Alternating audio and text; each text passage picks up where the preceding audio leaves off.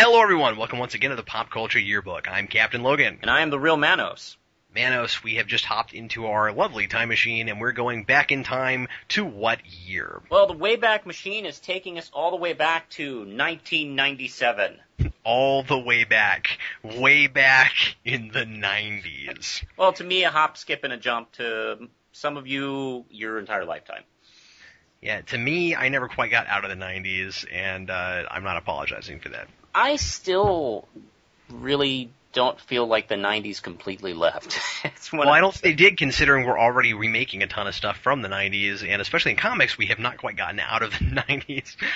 That's true. Well, here's some stuff that happened in 1997, Manos. That was the year that Princess Diana was killed, which I think kind of summed up the entire year for a lot of people. Mm-hmm. That was the year that Timothy McVeigh was finally convicted for the Oklahoma City bombing.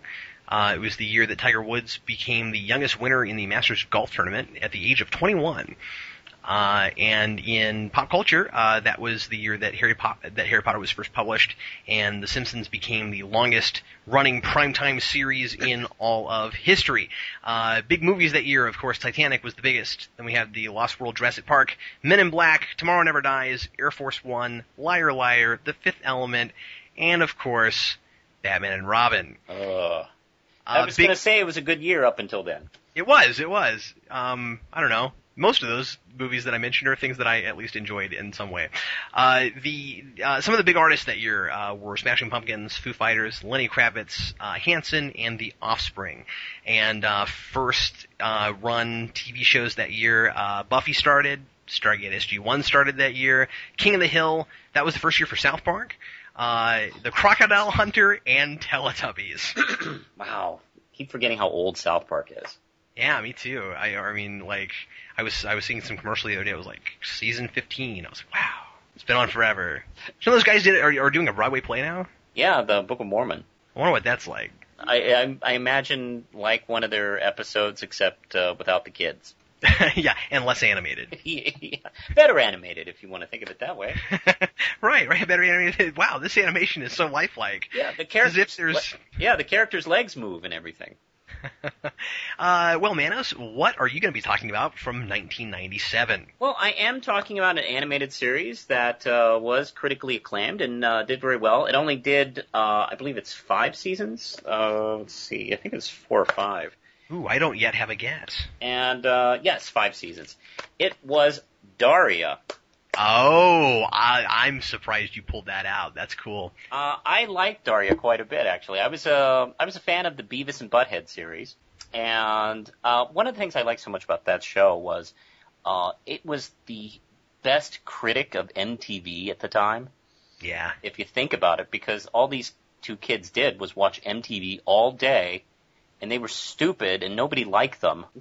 They were basically MTV's core audience. And, of course, Daria started out as a supporting character, and her job basically was to show up, tell them not to do something, then they'd do it, and then she'd come in at the end and make fun of them for doing it. And the actress, well, actually, not even the actress, she was a writer for MTV and a producer. Tracy Grandstaff was doing the voice, and MTV executives came to a couple of the producers of the show, and they said we wanted to spin Daria off because we wanted to do a character to be sort of a good role model for teenage girls, to really specifically target the girls that kind of fall in between the cracks in high school. You know, sort of the outcasts, maybe not so much outcasts, but you know, ones that really don't seem to fit in. And there didn't really seem to be a character like that. So what started was the creators Susie Lewis and Glenn Etcher worked on this show. And basically the premise was they took Daria out of Highland and took her to a new school in a new city and get to meet her family, the rest of the Morgendorfers, her sister Quinn, her parents Jake and Helen, and they're both really uptight parents. What's funny is, in retrospect, I look at Jake and I keep thinking, wow, that's like a Will Ferrell character, if they ever did this live action. And Quinn is, of course, her sister, who's very popular and who has, the intelligence of, a wood tick. And I know people like that. Yeah, and one of my favorite bits with her was, I think, in the first episode. Actually, was she wrote a poem, and like the second verse was just la la la because she didn't know what else to write. But what gets her through is she comes across another outcast named Jane Lane, who comes from a family of artists and ex-hippies and kind of new agey people. She is the only one who has the kind of sense of humor that Daria has, this very biting kind of antisocial humor. And what's funny is they instantly hit it off. And one of the things about it is they're the only ones who will take it from each other. So they never really know how to kind of rib at each other, I always thought. And what was interesting was the show kind of started almost with Daria doing the same thing as Beavis and Butthead, but with the supporting cast playing that same role, where her family and her schoolmates would make stupid mistakes, and she'd be right all the time. What's interesting was I've noticed watching the shows again recently is that writers started to break that apart in the second season, where Daria didn't seem to always have the right answers. And there'd even be times where, some her family members or even some of her dumb friends would, have the right solutions to, certain problems. Some of my favorite episodes actually are that kind of like deal with this, where this is going to sound really random, but I tend to think that Daria and Batman have a few things in common, and I'll explain. Manos, that sounds quite random. Okay. Because both have these huge antisocial qualities to them, and they also have a strict code of ethics that nobody can seem to measure up to, even themselves. And to see, it's always interesting to see these two characters tested from time to time with these code of ethics that are just impossible to meet.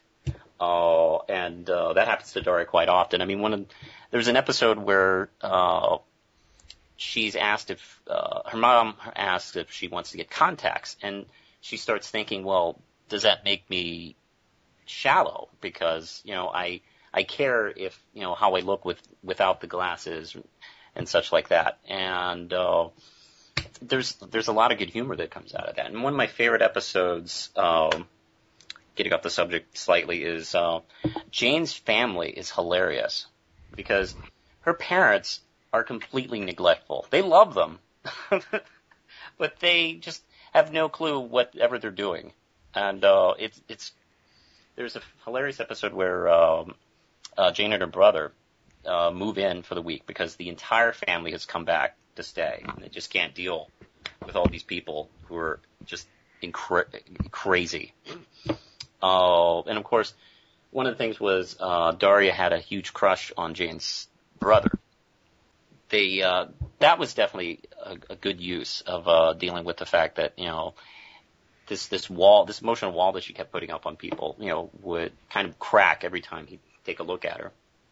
And then, of course, and later in the season, I think season 4 is when Tom comes in. Tom is the guy who starts dating Jane, and then that goes south, and then he is interested in Daria, and like a love triangle shows up all of a sudden out of this very, very non-traditional kind of setup, and it's quite funny. I watched this show, and I do remember watching the show and feeling very related to I can definitely, I was kind of one of those kids. I wasn't like unpopular, but I wasn't popular. I don't know if you've been there in high school. What would you say you were? I kind of had that. I was popular with a certain crowd, I think would be the best way to say it. And a lot of people say that, and it's like, oh yeah, 3.5 people. That's sometimes how it is. Yeah, yeah. But no, like for me, I was never like one of the popular kids Yeah. Partly because I got out of drama.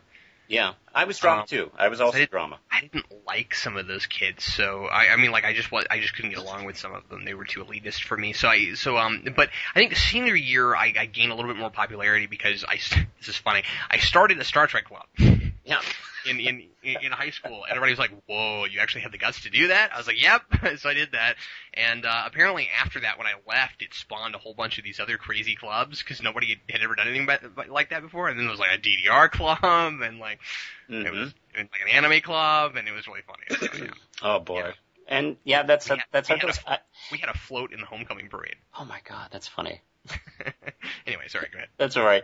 Oh, but yeah, I mean, there's a lot. What's so cool about this is the show doesn't date itself. It's very well done because a lot of the issues that we're going through, like the 90s for teenagers, I mean, I keep hearing like today being spoken of. I think the show is very clever about not dating its problems and not making too many pop culture references at the time that really could have really stuck.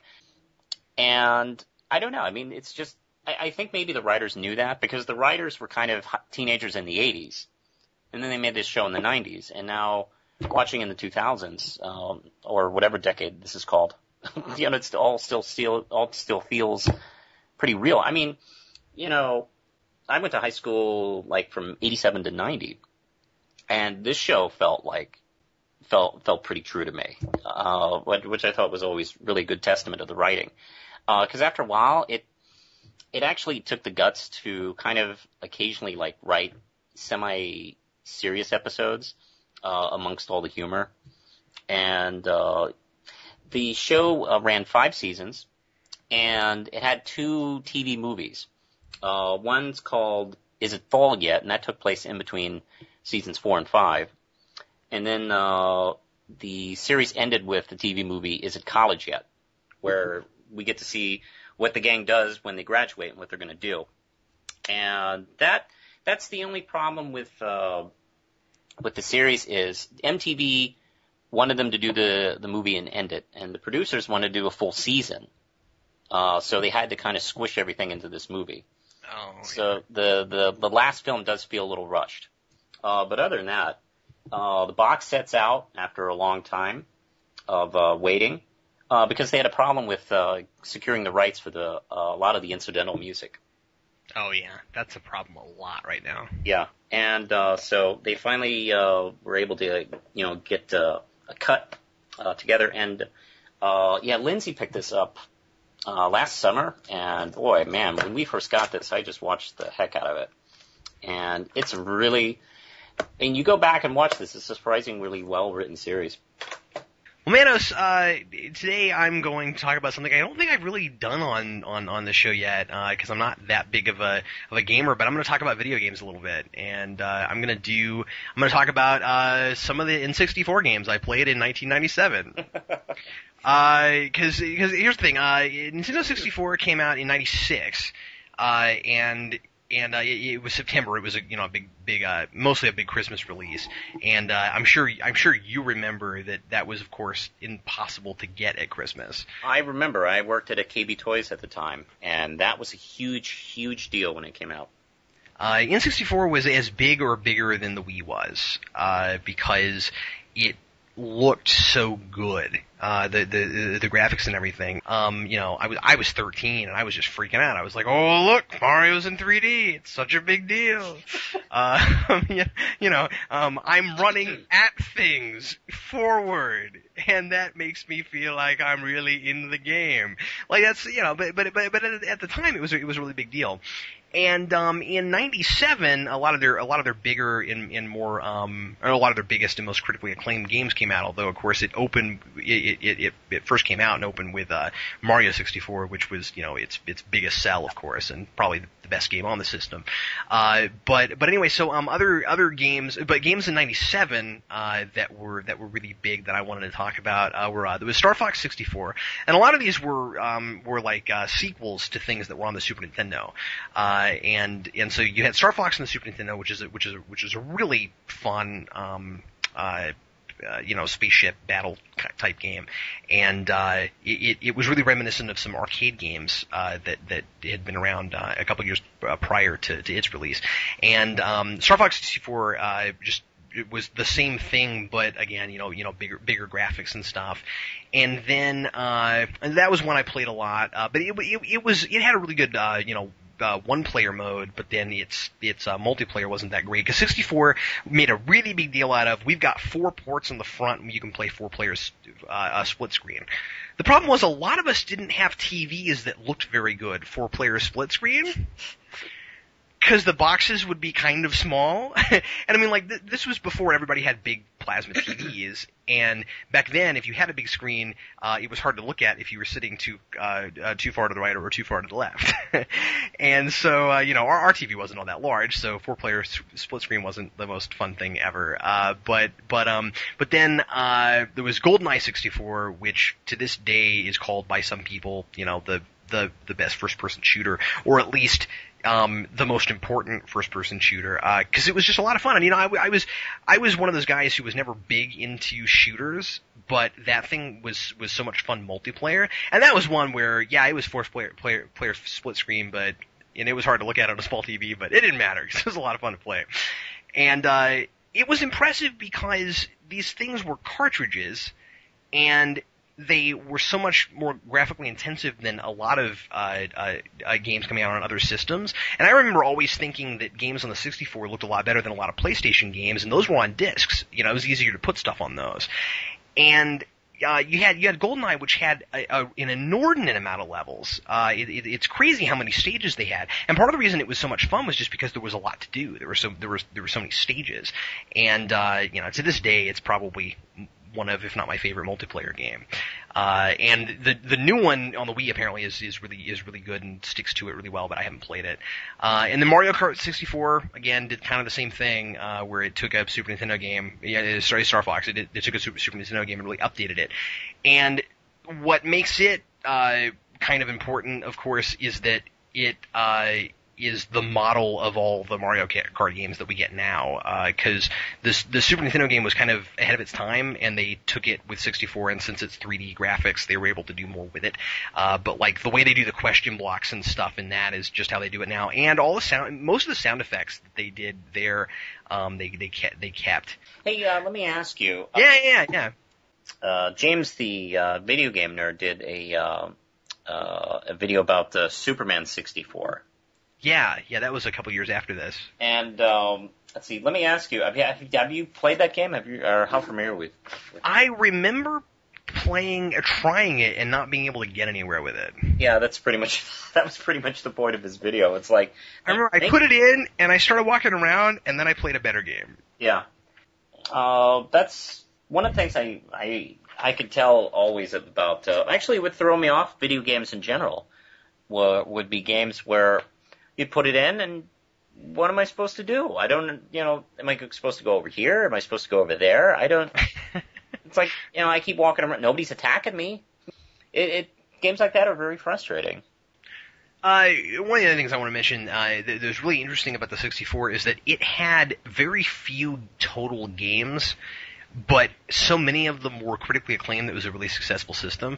And the problem with it was that since they were doing this kind of graphically intensive stuff on a cartridge, without getting into the technical stuff, because I don't really understand technical things, they were on cartridges, and they were doing what other systems were doing on disc on cartridges, and it was really expensive to do it that way. And so the third parties couldn't make games very inexpensively.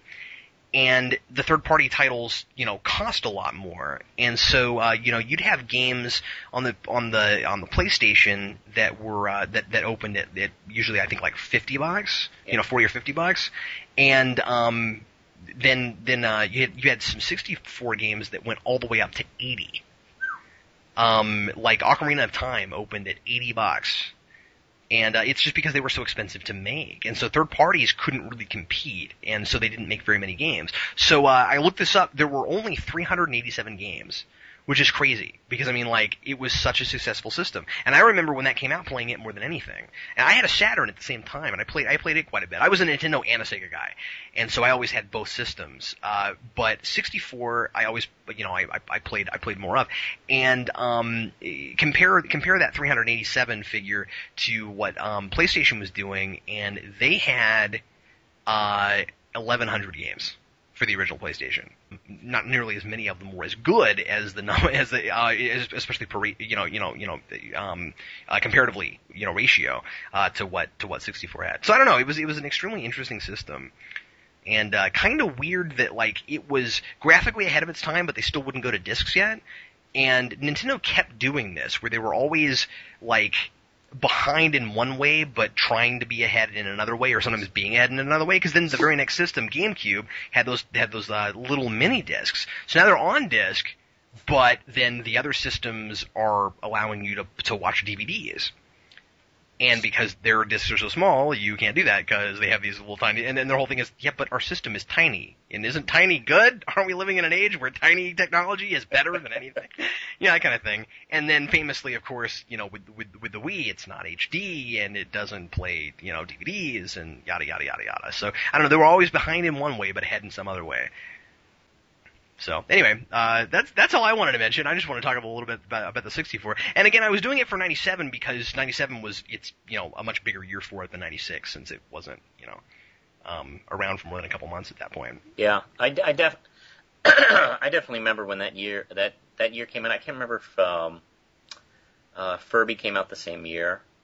I think it did. Yeah, that was a rough year for Manos at the toy store, because it was just so huge. I mean, that day after Thanksgiving, people came in for either the Furby or the N64 or both, and we had a huge shipment that day. And well, I mean, day before Thanksgiving, just mountains of those things, and it's just amazing to this day how crazy that sale was.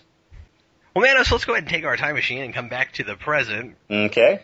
Here we go. Now we're back at the present. Hey, things don't look that different. No, they really don't. Except now I can buy 64 games a whole lot cheaper. That's right. And now I can get Daria on DVD. Yeah, and internet quicker. Yeah, a lot quicker. What year are we going to go to next time, Manos? Well, next time we're going to pay a visit to the year 1988. Ooh, 1988. I remember it, but I was 4. Yes, I remember it well. Okay, cool. So 1988 for next time. And thanks everybody for listening to the Pop Culture Yearbook. We'll talk to you some more about pop culture in 2 weeks. I'm Captain Logan. And I'm the real Manos.